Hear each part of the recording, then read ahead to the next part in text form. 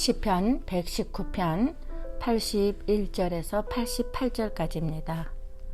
나의 영혼이 주의 구원을 사모하기에 피곤하오나 나는 주의 말씀을 바라나이다. 나의 말이 주께서 언제나 나를 안위하실까면서 내 눈이 주의 말씀을 바라기에 피곤하니이다. 내가 연기 속에 가죽 부대같이 되었으나 주의 율례들을 잊지 아니하나이다. 주의 종의 날이 얼마나 되나이까. 나를 핍박하는 자들을 주께서 언제나 심판하시리이까. 주의 법을 따르지 아니하는 교만한 자들이 나를 해하려고 웅덩이를 팠나이다. 주의 모든 계명들은 신실하니이다. 그들이 이유 없이 나를 핍박하오니 나를 도우소서.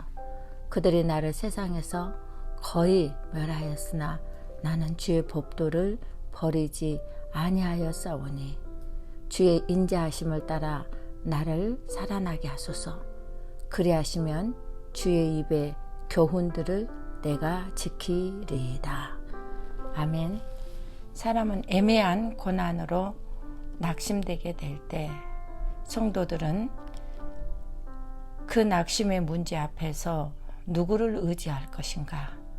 본문은 말씀을 의지하고 그 말씀을 붙들린 바 되어서 기도를 해야 한다고 말하고 있습니다. 첫 번째로 이 시편의 기자는 이 낙심될 때 주의 말씀을 바라나이다 라고 81절에 기록하고 있습니다. 우리의 마음이 낙심될 때, 또 우리의 기대가 무너질 때, 힘들고 가혹한 일들을 만났을 때 어떤 말씀을 붙잡고 믿음으로 선포할 것인가? 이 말씀은 아픔이든 절망이든 어떤 어려움에서든지 회복을 일으키십니다. 그러므로 낙심이나 아픔 중에 구하는 말씀이 내게 세워져 있어야 됩니다. 저도 교회를 섬기다 보면은 크고 작은 어려운 문제가 많았습니다. 특별히 한때는 렌트비가 너무 비싸서 어려운 지경에 있었고 또 분열의 아픔이 있었습니다. 그때 저는 마태복음 16장 18절의 말씀을 가지고 계속 선포하기 시작했습니다. 또 내게 이르노니 너는 베드로라. 그때 저는 거기에 베드로라 하지 않고 제 이름을 넣습니다. 그리고 내가 교회를 반석이죠. 내가 반석 위에 내 교회를 세우르니 음부의 권세가 이기지 못하리라. 그래서 저는 계속적으로 하나님께서 반석 위에 내 교회를 세우르니 음부의 권세를 이기지 못하리라는 말씀을 선포하면서 그 말씀으로 무릎을 꿇었을 때 하나님은 그 교회를 세우시기 시작했습니다. 선교 현장에도 마찬가지입니다.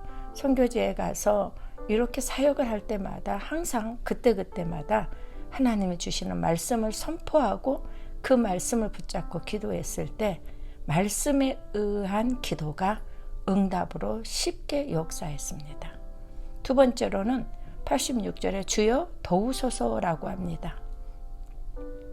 우리는 어려움을 당했을 때 그대로 주저앉아 앉아 있으면 안 됩니다.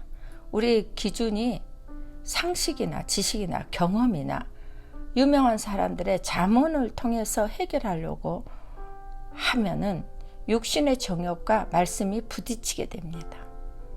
항상 내 생각과 내 뜻이 하나님의 말씀에 가감을 하고 타협을 하게 합니다. 본문을 보면은 저희가 무고히 나를 핍박하오니 나를 도우소서라고 합니다. 그렇습니다. 우리가 무고한 핍박을 많이 받습니다. 세상에서 사업이나 직업, 또 동료들, 그 다음에 동업하여서 사업을 할 때든가 이렇게 불공평한 일들을 당하게 됩니다.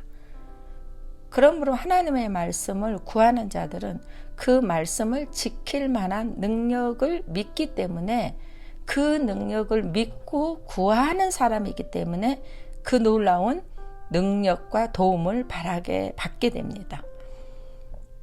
우린 바울과 실라가 복음을 전하다 어떻습니까? 귀신 들린 그 여자에게 귀신을 내쫓아진 죄로 말미암아 그들은 감옥에 갇힙니다. 근데 그 감옥은 어둡고 무섭고 두렵고 또 우리 목숨이 언제든지 위태한 곳입니다. 그러나 그 감옥을 그들은 성전을 삼아버렸습니다. 그리고 그 밤에 고통을 이기는 찬양과 간구로 하나님 앞에 구하게 됩니다. 그때 하나님께서는 그들의 기도, 주여 도우소서라는 무고하게 당하는 그 억울함을 풀어헤치십니다. 옥문을 열어버리고 창고를 열어버리시고 자유함을 주셨죠. 그러므로 우리는 힘들고 어려울 때마다, 내가 즐겁고 기쁠 때마다, 내가 행복할 때마다 항상 주의 말씀이 먼저 튀어나와야 되고 말씀이 먼저 앞서가야 됩니다. 저도 살면서 억울한 재판을 하게 되고 매우 어려운 지경에 있었습니다. 그때 저는 하나님께 기도하는 말씀이 있었습니다. 시편 94편의 14절의 말씀인데요. 주여, 여호와께서는 자기 백성을 버리지 아니하시며 자기 소유를 예면하지 아니하시리로다. 심판이 의로 돌아가리니 마음이 정직한 자가 따르리리다. 이렇게 이 말씀을 계속 선포했는데 하나님께서는 정말로 재판관이나 여러 사람을 도와서 결과적으로 나를 승리하게 만드셨습니다. 세 번째로는요, 주의 법을 지키리이다 하겠습니다. 하나님의 능력이 우리에게 내려지면은 이 말씀의 씨를 뿌리는 자는 반드시 생활 속에서 승리하는 열매를 맺게 합니다. 그런데 말씀만 뿌렸다고, 하나님의 법만, 말씀만 선포했다고 하면 안 됩니다. 그대로 우리는 그 말씀을 믿고 애써야 됩니다. 농부의 수고 없이 가을에 수확이 없음 같이 성도의 말씀을 실천하고 성도는 그 말씀을 붙잡는 일사각오의 행함으로 열매를 맺게 해야 됩니다. 그래서 나는 주의 법도를 버리지 아니하였사오니, 하나님의 말씀을 지키려면 타협이 옵니다. 그러나 그 말씀을 지키기 위해서 한쪽은 반드시 버려야 됩니다. 타협이란 것이 없어야 됩니다. 보지 말아야 됩니다. 말씀만 보고 가야 됩니다. 하나님의 언약만 붙잡았기 때문에 가나안을 진격하는데 모든 방해를 뛰어넘을 수가 있었습니다. 가나안 땅은 그저 이스라엘 백성들에게 어서 오십시오 하고 말씀대로 이 땅을 취하리라 라고 했기 때문에 그냥 맹놓고 이들을 받아들인 것은 결코 아닙니다. 가면서 전쟁이 있었고 여리고성이 있었고 요단강이 있었고 수없는 방해가 있었습니다. 그럼에도 불구하고 그들은 말씀을 지키기 위하여 진격했다는 것입니다. 우리는 하나님의 말씀을 붙잡아야 됩니다. 기쁠 때 주는 말씀, 슬플 때 주는 말씀, 위로의 말씀, 희망이 되는 말씀, 소망이 되는 말씀, 축복의 말씀, 이런 말씀을 붙잡고 의지하고 나아가는 사람이 되어야 될 줄로 믿습니다. 하나님의 말씀은요, 어쩔 때는 지루하고 고리타분하고 그냥 목사들이나 성직자가 있는 법전이라고 생각해서는 절대로 안 됩니다. 하나님의 말씀은 사실입니다. 그대로 뿌려지면서 선포되면서 이루어지는 것입니다. 특별히 성도가 고난 중에 길을 잃고 헤매일 때는 더더욱더 하나님의 말씀으로 구원을 받는 능력과 하나님의 사랑을 체험해야 합니다. 기도하시겠습니다.